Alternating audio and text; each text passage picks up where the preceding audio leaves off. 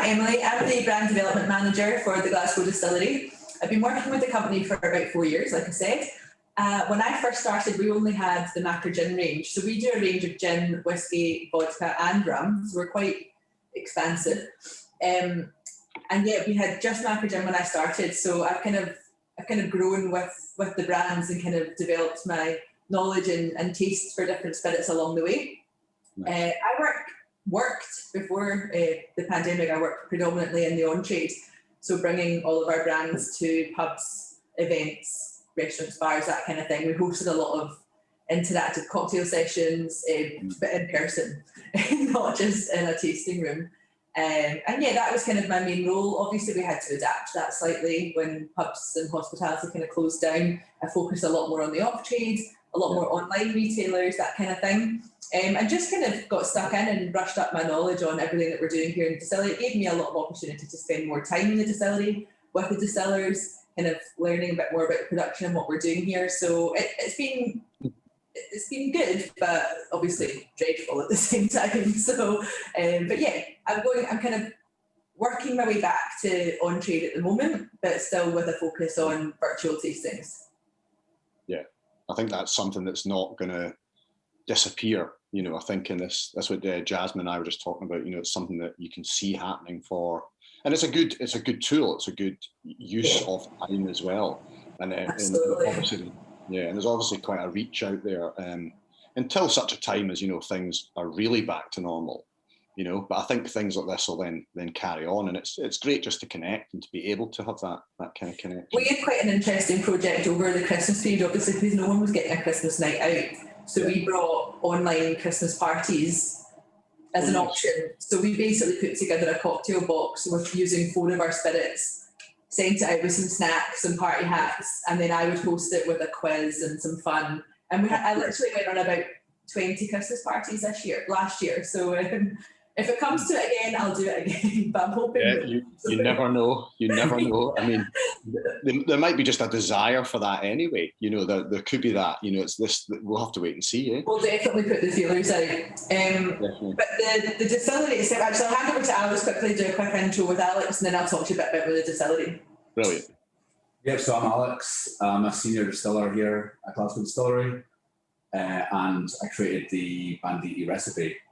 So I've been here for 3.5 years. About summer 2018, I began the Banditti recipe, working alongside one of our directors, Mike, as well, which is about 8 or 10 months, trialing every botanical you could probably think of, different maturation plans and whatnot, which led to the release of Banditti Club in March 2019.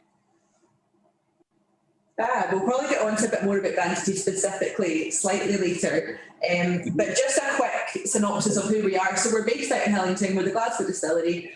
We founded 2012, laid down our first whiskey casks 2015, and we've been doing gin ever since. We've got the Macro Gin range. We've also got a range of botanical vodkas, our G52 range, and obviously now our 1770 single malt whiskey is eventually ready, and it's out on the market as well. Off the back of that, we've also created our blended malt our blended malt riot, our blended single malt, our blend, which is malt riot, and that was our kind of most recent product that launched just slightly after Banditti. So we've got a huge amount of things going on and different brands to work with. But obviously today's all about rum, so we've got the Banditti Club to bring to you guys today. I actually just realised we've not got a bottle out on the desk. That's my bad. Here it is here. We've got it behind us, but just not forefront. So obviously it's all about Banditti today. Keep it centre stage. Absolutely. So tell us more about, we're going to do a tasting obviously as well. I've got my little, as you can hear the glass, I've got my little sample right here. I've also had some other samples recently from you guys for a different project that's working in Glasgow, which is quite cool, Beresford Lounge. So know a little bit about you guys, but really keen. And I've seen a lot of Banditti Club. You've been doing a lot. You've been very proactive on the scene as well, especially with a lot of events, a lot of the rum clubs, if you're going to some of the rum festivals. So thank you for this. And it'd be really cool take me through a little tasting, I think, of Banditti. And if you want to talk about, I mean, you talk about Banditti, you explain what you think it is. It's interesting when people are talking about botanicals now, you know, for the consumer, where you have kind of spiced rum. There's also this kind of terminology of botanical rum going about as well. So it'd be interesting to gauge your thoughts on that, or what you think, or whether it's the use of terminology, and what you think about rum as a category, and where you came up with your kind of spiced rum on the market as well. Yeah, in fact, so the initial, like the story behind the brand basically is it's all over the bottle, as you can see. It's a really intricate label. It was a group, the Banditti Club were a group of kind of Glasgow rogues, I suppose. They would go around causing havoc, not necessarily maliciously, just kind of naughty things like setting fire to post boxes, locking policemen in their police boxes back at the time. Nothing overly zealous, like nothing too dangerous. And we just thought it was a really nice link, a really nice Glasgow-based story to pull us back in, because all of our products do have that kind of very close Glasgow link. So we decided we needed to kind of replicate that in this brand as well. Kind of cheeky, those kind of characteristics really work well with what we've got with the brand itself, with the liquid itself. So the spice rum kind of came about. I mean, there's a demand for it. Let's be honest. There's a lot of different spice rums coming up. So we thought we're doing everything else. We've got our gins, we've got our vodkas, we've got our whiskies. Like it seemed like a no-brainer for us to get involved in the rum game as well. And spice rum just seems to be kind of the way it's going. Whether or not it stays that way, or we do something a bit different in the future, that's all kind of up for grabs. But at the moment, this is kind of our primary rum. What's the word I'm looking for? Flagship. Absolutely, flagship. So this is kind of what we're working with. In terms of the spices itself, Alex is going to talk you through the kind of production and why we came up with what we did. But yeah, that was just a kind of background on the story itself. Nice little intro, which is very cool. And I think that lends itself well to Glasgow when you're talking about sort of like a little kind of fun aspects. Nothing, you know, dangerous, nothing too out there. Very kind of like Glasgow itself, which I think I've seen with some of your events and how you kind of manage those events and the kind of profile that you put out there as well. But definitely, there's a very nice smell emanating from the glass as well at the moment. Yeah. Oh, we should get some glasses actually. There's not just here. Sorry, forgot. I've not only not remembered to put the Banditti on the table, I forgot to put the glasses out there. Okay. We're here. Okay. That's what counts. We're here, and we're ready for tasting. It's perfectly fine. Fab. So I think Alex is the best place to talk us through the product itself, given that he created it. So I'll go right ahead and just, do you want it in here? Yes, please. So basically, the base spirit we source from Madeira. They have a continuous copper column still, and they do very, very short 24-hour fermentations due to the high climate. And they create a lot of different spirits from their batches. These batches are then samples of each are sent to us.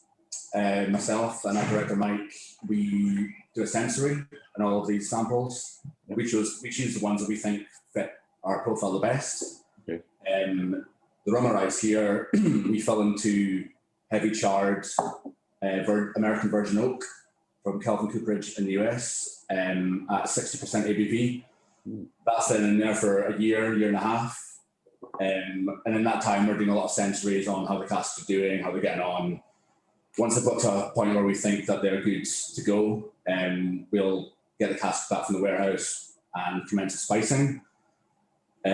So for the recipe at the time, we're quite keen to create something that was quite complex and all natural, no added sugar, trying to keep things quite simple. We want to create a kind of tropical fruit side of the product, but also have, in a way, I always approach things like a whiskey in a way. You look at nose, body, finish. Yeah.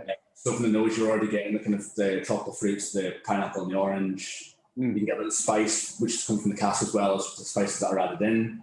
And we've added things like cacao nibs to give a bit of a kind of darker finish as well. So we're just trying to create something that was multi-dimensional, I suppose. Not something that you drink and then the taste is immediately gone. You want it to go on as long as possible and take the sipper through a wee journey. So the recipe took about 10 months to create, roughly. So we're trying botanicals on their own, trying some botanicals together, different amounts, trying to get to a good balance where we have all of those things in the same product, which takes time. From there, the spicing is around about a week to 10 days, depending on if it's winter, it takes a bit longer. Stir up the containers, make sure there's enough contact between the alcohol and the botanicals in there. When we're happy that we have the maceration is complete, we will then whiskey casks. So obviously being a whiskey distiller, we have quite a lot of casks lying around. And that was a decision to try and balance the start out a little bit more, give it a rest period essentially. It really made the start a lot more rounded, a bit more complex, a bit smoother as well. And it's made it really all-encompassing good spice rum, really. Nice. That's really interesting. I mean, the roses, I mean, I can smell that, but when you actually go into the rose, you know, as you're talking about kind of like tropical fruits, and then there's there's like light hints of like citrus, but then it peaks and for me it's and you get, you know, there's cinnamon, but then there's like, you know, banana coming through, cocoa nib. It's very, very interesting on the nose as well, and especially you've got, you know, 44% alcohol, so you're not kind of sitting down. And then, you know, I think that really depends, from my own point of view, it really depends what that, you know, what that company or distillery or that person's trying to do, you know, to get that balance. It was a conscious decision, Did you try it at different ABVs or different alcohol points? Yeah, we did. So obviously when it comes out of the bourbon cask, you're looking at, you know, mid-50s ABV. So it's a matter of just trying to take that down and seeing what the kind of middle point was between getting the flavour, but from taking it below 44, I felt like you were losing too much of the good flavours and the vibrancy of it. So 44 is very much a marriage of both sides of the fence, really. So something that we're really, really happy with. Cool. And what do we expect then on the taste? What should I or think I should be getting when I'm about to take from the nose? From the nose, you're obviously getting the kind of toasted pineapple. You're getting the orange. You can get some of the spice, which definitely orange here. Yeah, definitely orange. Yeah. So you're getting a lot of obviously like black peppercorn and things for the botanicals in there, but also the casks give a lot of spice as well from the wood. So you get all that from the nose already. And then you get the spice definitely on the palate for sure, and kind of the continuation of the fruits. And it's a very, very long flavour profile as well. That's when the kind of cacao and tonka bean that kind of kicks in at the very end there. So it's very everlasting flavour. You using tonka as well? Yeah. Very interesting. What do you call it? A spice, really, botanical. Yeah, I guess. Yeah. Something I'm a big favourite of mine as well. Absolutely. Is tonka quite vanilla? Yeah, very vanilla. It's really sort of rich and rounded kind of notes that come through from it. Amazing in baking. One of my favourite tonka bean and orange oil donut from Canterbury. Didn't seem to fare well with the Glasgow public, but it's nice to see other people using it, you know, in the spiced rums, you know, and how that comes through, because you really get it. Yeah. You know, if you know tonka bean, I think, you know, it kind of sticks with you. Yeah, absolutely. Yeah, it's nice and subtle, and it's still got quite a pronounced length coming through. Yeah, that's very interesting. And it's really interesting trying, you know, we're discussing like where spiced rums have kind of been in the past, you know, in major brands, big corporations. You know, you've got a lot of the Caribbean islands doing various things with flavours or flavour product, you know, that are historical to them. And then, you know, what everyone's kind of doing, it's very interesting to see what's happening in Scotland with the kind of range of spiced rums and the diversity that's coming out. And they're quite unique. You know, we're talking this other, is there something that states what is Scottish rum? It's maybe an overall kind of agenda, but it is really nice to see the uniqueness coming from everyone and the diversity of each one of the different rums. And it's a category, I have to admit, that I'm kind of getting myself back into as well and enjoying. Because I'm more of a purist. I always loved the pure rums and, you know, Jamaican style, you know, some heavier alcohols, big esters. But I really see some brilliant things happening with some of these flavour drums, botanicals, or spice drums that are coming through, which are really, really interesting. Really nice. Yeah, I think as well, botanical rums almost, or spice rum in general, it's almost like the spirit was so bad that the things were added to make it less bad. Whereas now distilling has moved on so much that you can really have a really good clean spirit, and you can still influence that spirit with different botanicals to make something unique. So I think you're right. I think the times are changing, and I think everyone's doing something different, which is great. And yours is quite dry as well. I mean, you're not adding any sugars whatsoever at all? No, it's kind of one of my bugbears to begin with. I think the more corporate rum, should we say, being not really a rum drinker myself, I've always felt they were too sweet, and I felt they were, you know, they're always fake, but you know what I mean? It's not quite, it just seems too like synthetic. So again, approaching it almost like a whiskey in a way, trying to make it just the bare minimum, keeping it simple, and then just trying to work out a balance within the flavours that you're introducing, really. That is interesting, because I mean, there's nothing wrong with adding sugars. It's another topic of conversation that is kind of very wide, and depending whether it's consumers or it's on trade.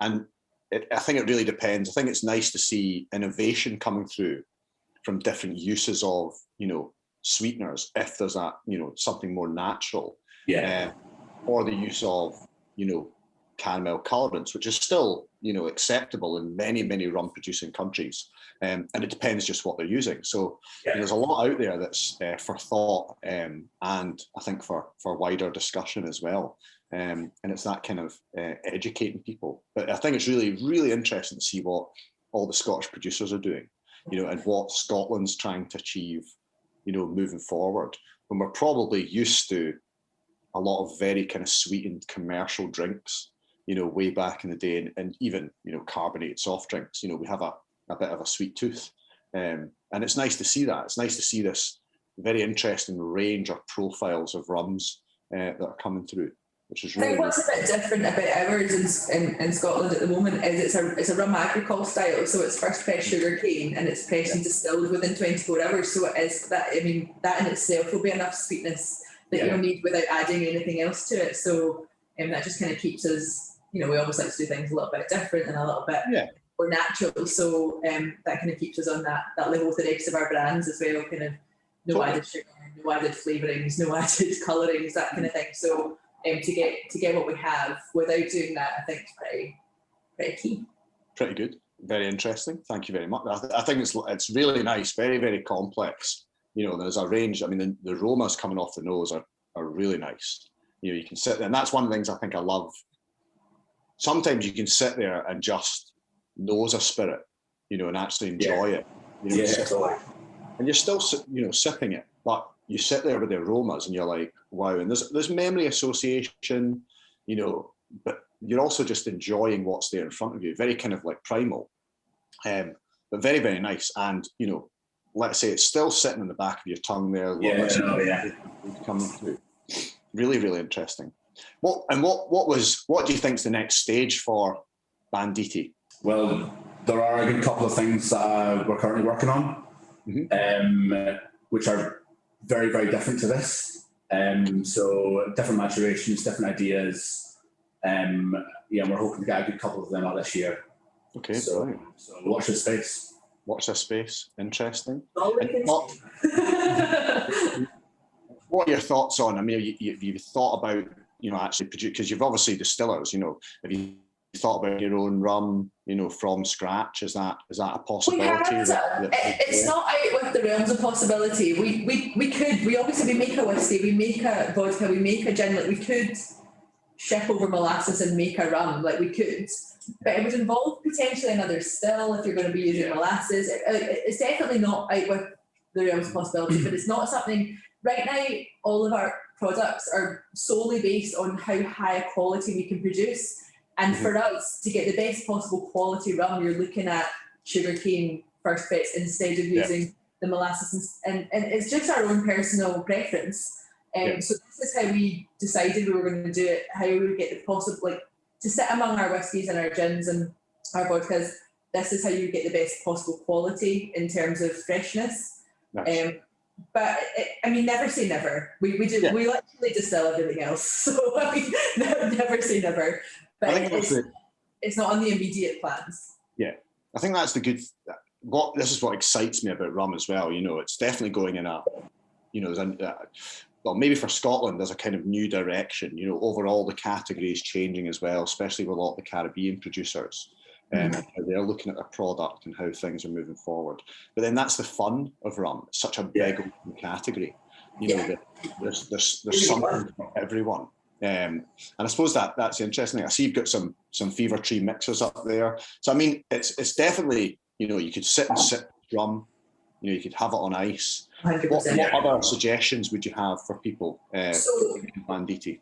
For me, I would choose rum and Coke for me with a bit of lime. That's kind of how I would normally drink it. Alex doesn't like Coke, so it would be a ginger beer for him. To be honest, Banditti works both ways because it's quite. I'm not used to drinking spiced rums, so because it is already quite spicy in itself, I think adding ginger beer for me personally is a bit too spicy. Yeah, ginger beer is spicy as well, but some people would love that. So our two main kind of perfect serves, I suppose, would be ginger beer or Coke. Yeah, nice. I see. Is that the Madagascar? Is that Fever? Yes, that's the Madagascar cola. Nice. Which I think it's a great product to work with. And I'm not saying about others. You know, you can go away, hot climate, and even a Coke. I mean, I'm not mad on drinking too many carbonated soft drinks these days. I did, obviously, in my youth, being a Glasgow, I drank a lot. But you know, there's something really refreshing when, especially you're away and you're having maybe, you know, a rum, a spiced rum, lots of ice, big highball, you know, loads of Coke. And it just kind of wicks away that heat. Yeah. It's just a little bit of that sweetness as well. But definitely. I'm a bit more of a purist that way. But I do love, obviously, a lot of different classic kind of rum cocktails and trying to look. Absolutely, yeah. It makes it really, we did but obviously when I was allowed to back before the pandemic, we did loads of spiced mojitos in various bars and it worked really well. There was a couple there was one in particular, one bar that we were featuring, we were actually sponsoring a couple of events with them and they did a dark and G, which was Banditti and Iron Brew. And it just, like, in your mind it doesn't work, but in reality it really did. Like, it was really good. So, plus I loved the name because a Glasgow rum and a Glasgow drink, well, a Scottish drink, not really worked. So, it's quite versatile with a cocktail as well. Yeah, and it'll hit home, I think, to a lot of those people. You know, Iron Brews are big. You know, it's a huge part of Scottish culture at the end of the day. Yeah. You need that kind of, we can't turn away from those kind of associations, which is really interesting. And I mean, you're looking forward to Scottish Rum Fest. It's just around the corner. You know, do you have anything else that's going on that you'd like to talk about with Banditti Rum?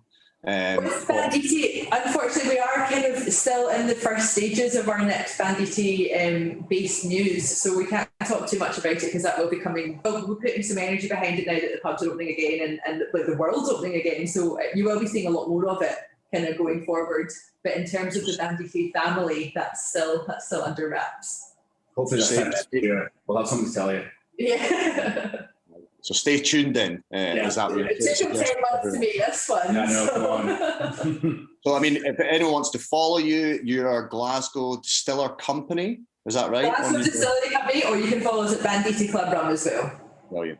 That's amazing. Well, thank you both for your time. Thank you for the It's been lovely. That was really nice.